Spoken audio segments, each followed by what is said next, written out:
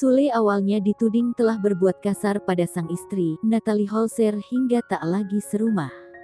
Pemilik nama asli Entis Sutisna pun menanggapi hal tersebut dan memiliki jawaban sendiri. Saat ditanya lebih dalam, Sule enggan menanggapi hal itu. Orang tua Rizky Febian ini pun menuturkan, jika ia tetap memegang teguh prinsip jika tidak akan melakukan kekerasan dalam rumah tangga. Sule mengira istrinya hanya emosi sesaat karena usianya yang masih muda di bawahnya.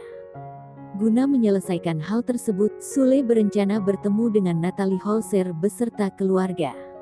Hal ini menurutnya jadi salah satu upayanya agar dapat mempertahankan hubungan rumah tangganya.